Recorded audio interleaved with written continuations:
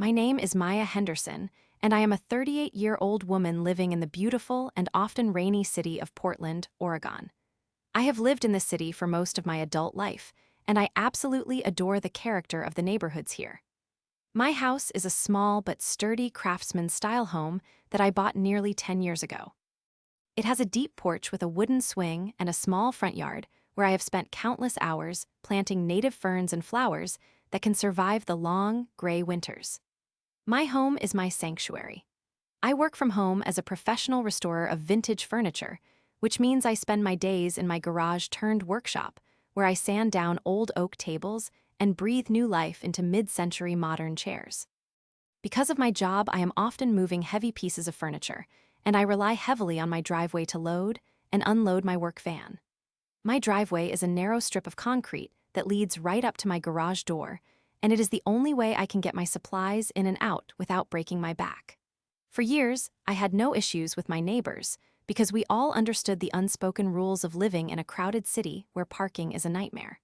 We respected each other and kept our boundaries clear. But everything changed about 6 months ago when a young man named Ryan moved into the house next door. Ryan is about 26 years old, and he moved here from a much larger city with the attitude that he owned the entire street. He drives a crusty silver sedan that looks like it has not seen a car wash since the year 2010. From the very first week, Ryan showed that he had no regard for anyone else's property. He would park his car halfway across the entrance to my driveway, making it nearly impossible for me to get my van out. At first, I tried to be the nice neighbor, because I know what it is like to be new to a place.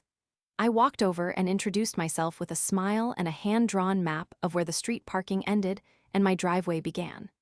I explained to him that I run a business out of my garage and I need constant access to the driveway. Ryan just looked at me with a smirk and said he understood, but he was just going to be there for a few minutes while he unloaded his groceries. Those few minutes turned into 4 hours. That was the beginning of a long and frustrating pattern. Over the next few months, Ryan blocked my driveway at least 3 times a week. I tried every polite method in the book. I left nice notes on his windshield that said, "Please do not block the driveway." I even left a box of homemade chocolate chip cookies, once with a note asking him to please be mindful of the space. He ate the cookies and then parked his car even further across my driveway the next morning. I started having to knock on his door at 8 in the morning just so I could get to my wood supplier before they closed. He would always come to the door in his pajamas, looking annoyed like I was the one being a nuisance. He would say he was sorry and that he was just there for a bit, but the excuse was wearing thin. The situation reached a breaking point one rainy Tuesday afternoon in November. My mother, who is 72 years old and lives across town, called me in a panic because she had fallen in her kitchen and could not get up. My heart was racing as I grabbed my keys and ran out to my van. When I got to the driveway, my heart sank into my stomach. Ryan's crusty silver sedan was not just blocking a part of the driveway, but it was parked directly in the middle of it. I ran to his house and pounded on the door. I could hear music playing inside, and the flickering blue light of a television was visible through the window. I knocked for 5 straight minutes, but no one answered. I tried calling his phone because we had exchanged numbers early on for emergencies, but it went straight to voicemail. I was stuck. I ended up having to call an expensive emergency car service to get to my mother's house, and by the time I got there, the paramedics were already taking her to the hospital. She was okay, but she had a broken hip and needed surgery. When I finally got back home that night, Ryan's car was gone. The next day, I saw him outside, and I told him what had happened. I was crying and shaking with anger as I told him that my mother was in the hospital because I could not get my car out of the driveway to help her. Ryan did not even look ashamed. He just shrugged his shoulders and said that it was not his fault she fell and that I should have just called an Uber earlier if it was that important. He told me I was being dramatic and that he had a right to use the street however he wanted. That was the moment something inside of me snapped. I am a patient person by nature, but I have my limits, and Ryan had just sprinted past them. I realized that being nice was never going to work with a person like him. He viewed my kindness as a weakness, and he viewed the rules of the neighborhood as suggestions that did not apply to him. I decided right then and there that I was going to teach him a lesson that he would never forget. I stopped leaving notes. I stopped knocking on his door. I started documenting everything. I took photos of his car, blocking my driveway with a time and date stamp. I looked up the local city ordinances for Portland, Oregon, and found the specific codes regarding blocked driveways and private property access. I found a local towing company that was known for being very fast and very efficient. I put their number in my phone as a favorite contact. I waited for the perfect opportunity to strike.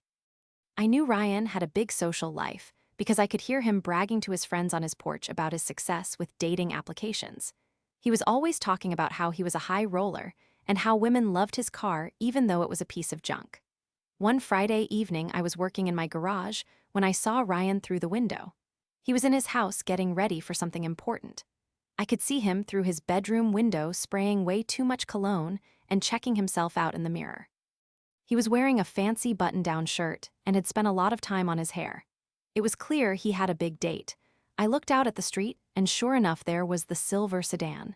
He had parked it directly across my driveway entrance yet again. He did not even try to hide it this time.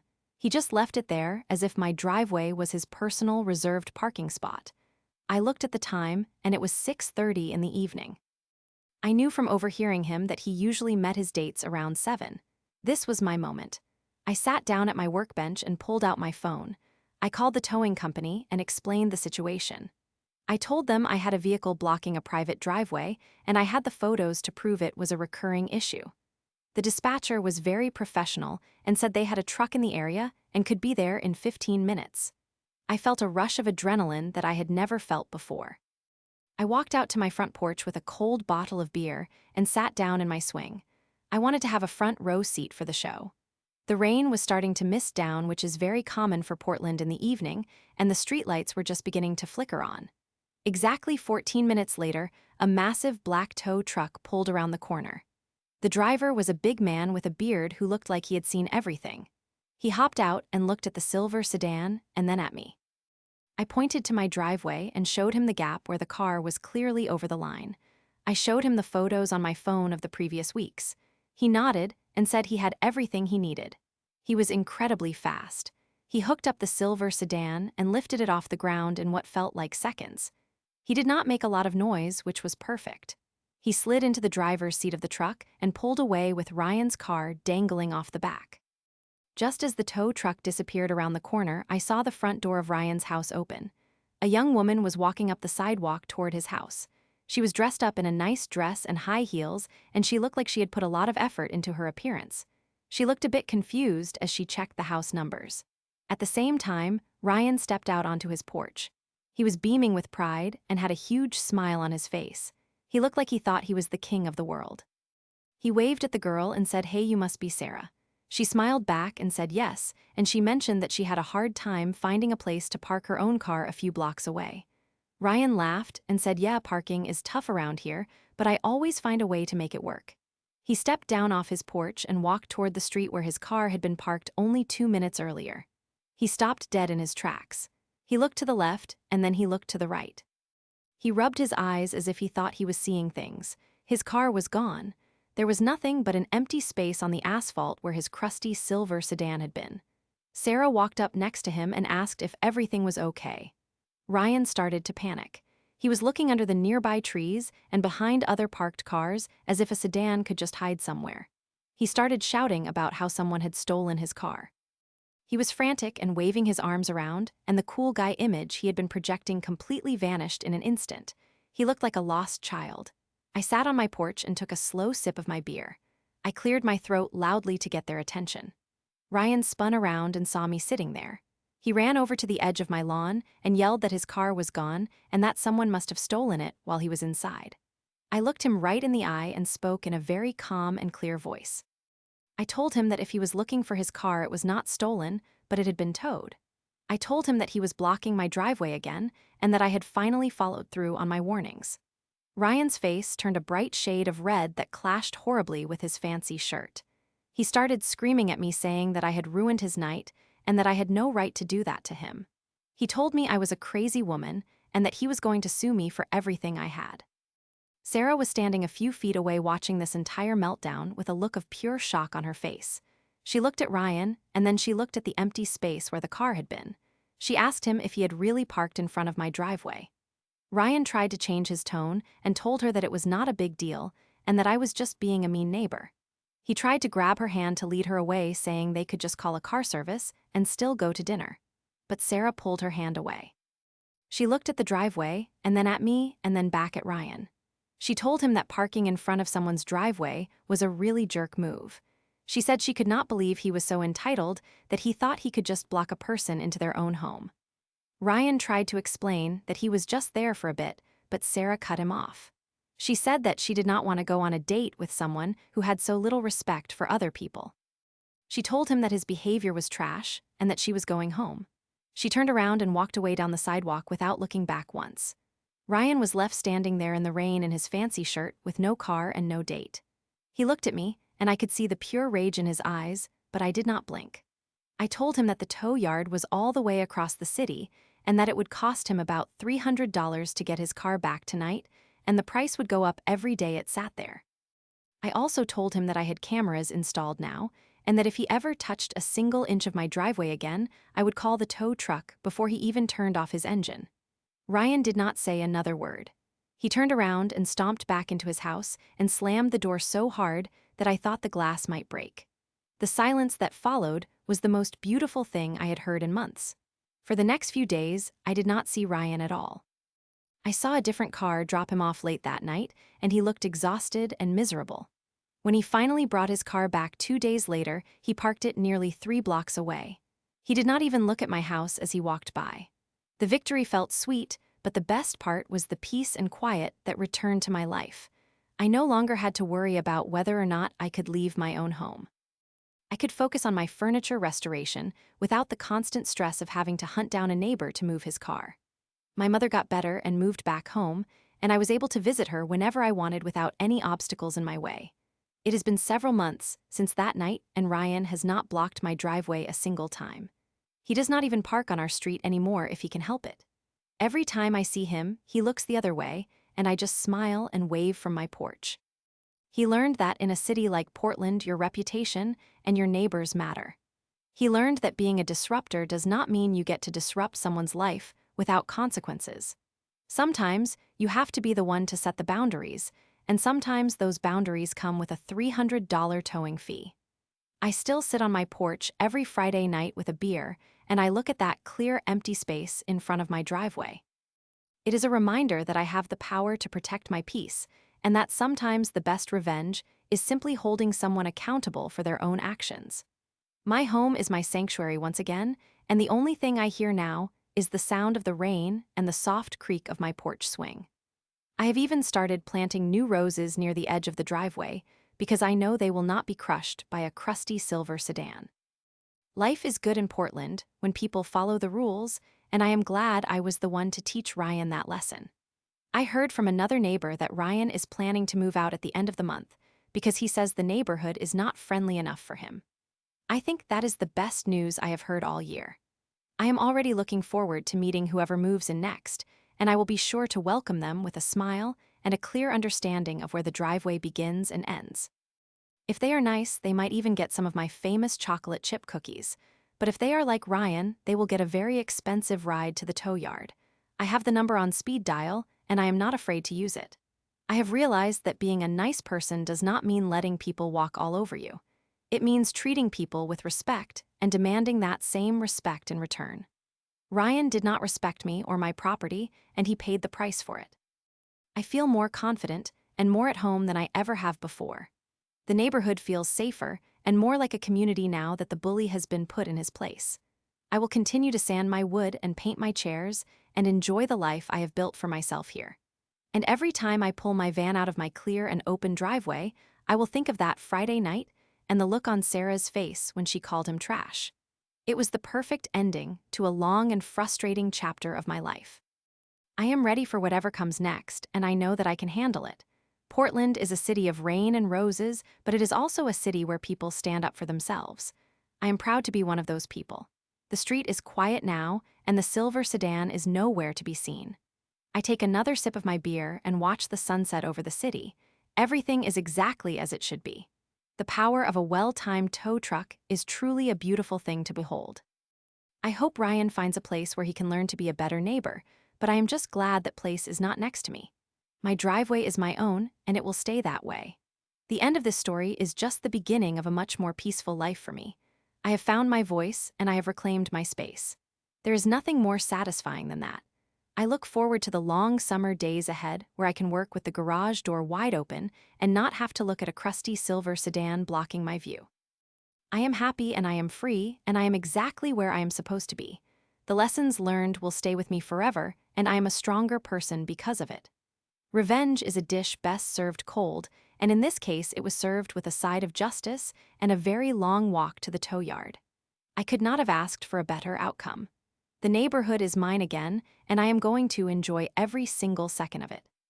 I might even buy myself a new set of tools with the money I saved from not having to call car services anymore. Life has a funny way of working out when you stand up for yourself, and I am the living proof of that. So here is to clear driveways and respectful neighbors and the strength to do what needs to be done. My story is one of many in this big city, but it is the one that matters most to me. I am Maya Henderson, and I am the queen of my own castle, and no one is going to block my way ever again. It is a good feeling to know that you have the respect of your street and that you have shown everyone that you are not to be messed with. The neighbors have actually started coming to me for advice on how to handle their own issues, and I am happy to help them. We are building a better community one person at a time. And it all started with a crusty silver sedan and a dating application gone wrong. I will never forget the look on Ryan's face, and I will never forget the feeling of standing up for myself. It was the best thing I ever did. Now I can finally rest easy and know that my driveway will be clear in the morning. That is all I ever wanted, and now I have it. It is a simple thing, but it makes all the difference in the world. I am grateful for the experience even though it was hard, because it taught me who I really am. I am a woman who knows her worth and who will not let anyone take that away from her. And that is the most important lesson of all. The rain is falling harder now, but I do not mind. I am safe and warm, and my van is parked exactly where it belongs. Everything is perfect. I can hear the distant sound of a train whistle and the hum of the city, but here on my porch it is peaceful. I have won, and the battle is over. The silence is my reward. I will finish my beer and go inside to my workshop and start working on a beautiful old mahogany dresser that needs a lot of love. It is going to be a masterpiece, and I will have all the space I need to move it when it is finished. Life is indeed very good. I hope Ryan enjoys his long walk home from the tow yard tonight. He has a lot of time to think about his choices. Maybe he will even decide to be a better person. But that is not my problem anymore. I have done my part, and now I can move on. The crusty silver sedan is a ghost of the past, and my future is bright. I am ready for the next project and the next challenge. But for tonight, I am just going to enjoy the peace. It is well deserved. The city of Portland continues to move around me, but my little corner of it is exactly the way I want it to be. And that is the best revenge of all. Living well and living free in a space that is truly yours. I am Maya Henderson, and this is my home, and I am here to stay. The story of the blocked driveway has come to an end, and it is a happy ending for me. I hope everyone who hears this story remembers that they have the power to change their situation. You do not have to be a victim of someone else's entitlement. You can take action and you can win. Just remember to keep your cool and follow the rules, and eventually justice will be served. And sometimes it will be served by a big black tow truck in the middle of a rainy Friday night. That is the beauty of it. You never know how things will turn out until you take that first step. I am glad I did. My life is better for it. And I am sure yours can be too if you just find the courage to stand your ground. So here is to the future, and to many more years of clear driveways and happy neighbors. We all deserve a little peace and quiet in our lives, and I have finally found mine. It was worth the struggle, and it was worth the wait. I am happy and I am at peace. And that is all that matters. The sun will come out tomorrow, and I will be ready for it. My van is ready, and my tools are ready, and I am ready. The world is a big place, and there is so much work to be done. I am excited to get started. But first, I am going to enjoy this last bit of quiet. It is the most beautiful sound in the world. I have learned that the best way to deal with a bully is to show them that their power is an illusion. Ryan thought he had power over me because he could control my movements, but I showed him that the real power belonged to me all along. I had the power of the law and the power of my own determination. And in the end, that was more than enough to take him down. He is gone, and I am still here. That is the definition of victory. I am a survivor and I am a winner, and I will never let anyone tell me otherwise. My home is my sanctuary and my driveway is my own, and that is the end of the story. I am going to go inside now and start my work. I have a lot of beautiful things to create, and I do not want to waste another minute. The world is waiting for me, and I am ready to show them what I can do. Thank you for listening to my story, and I hope it inspired you to stand up for yourself too. You have the power within you to change your life and to make your world a better place. Just believe in yourself and never give up. And if all else fails, remember that a tow truck is only a phone call away. Good night, Portland, and good night, world. I am Maya Henderson, and I am exactly where I belong. The rain is a song, and the wind is a whisper, and my heart is full of joy. I am home, and I am free. There is nothing better than this. The end of the road is just the beginning of a new journey, and I am ready to take it. I am strong, and I am capable, and I am happy. And that is the most important thing of all. I will see you in the morning when the sun rises over the mountains and the city wakes up to a new day. A day without a crusty silver sedan blocking the way. A day of freedom and a day of peace. I can't wait. It is going to be a great day. I am sure of it. Goodbye for now, and remember to always watch where you park.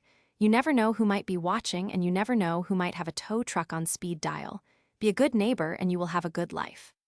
That is the secret to happiness, and I have finally found it. I am at peace and I am happy, and that is all I ever wanted. The end.